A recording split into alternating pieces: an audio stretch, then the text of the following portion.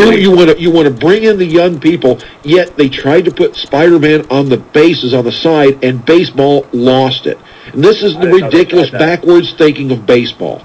Yeah, that's incredible that you brought that up. Absolutely. They actually tried that when I think it was the original Spider-Man came out, and World Baseball shot that down as quick as it was brought up. No sense in that at all. That would just ruin the game if you had something painted on a base. Oh heavens! I know we couldn't have that. God forbid we bring in the young people to start watching baseball again. And you make a great point about shaving 60 games off, and a lot of people hear that and they say, "Whoa, that's so many."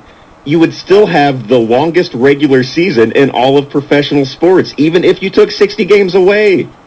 And that's I agree with that. Caller, is there anything else you would change?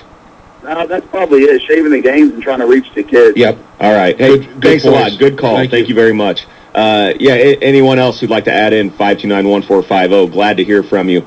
But Bill made a point on there. He said baseball does the most thorough job of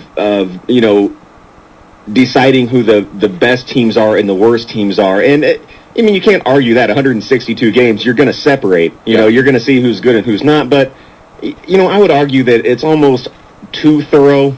I can't imagine a 100-game season not allowing us to see what teams were good and what teams were. I can't imagine a team being an imposter for 100 games. No, you pretty much know after a handful of games that the Cubs are usually pretty lousy, and that there will be other teams that just, you can look at and say, listen, this is not going to be a playoff team. So we don't need all these games to just decide who's going to make the playoffs. Exactly. And also with the postseason, another point that Bill made I see here, and he's right, and this has bugged me for a long time, these stupid off days in postseason. Yeah.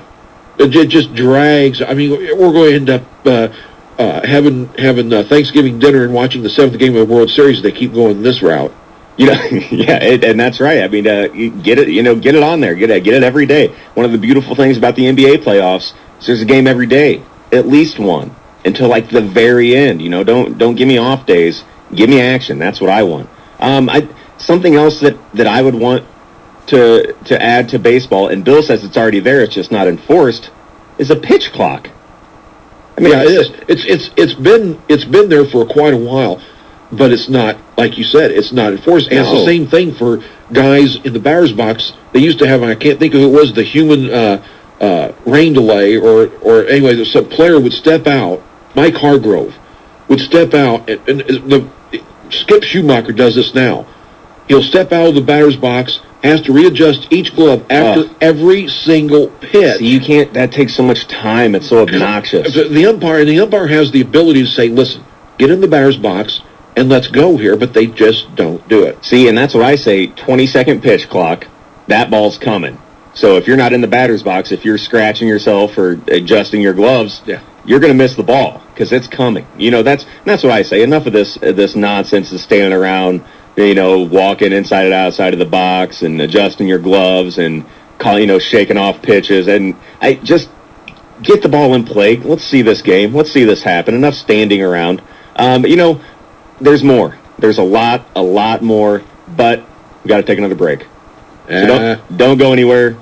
More ways to fix baseball. Sports 101 after this. Hey, Cub fans.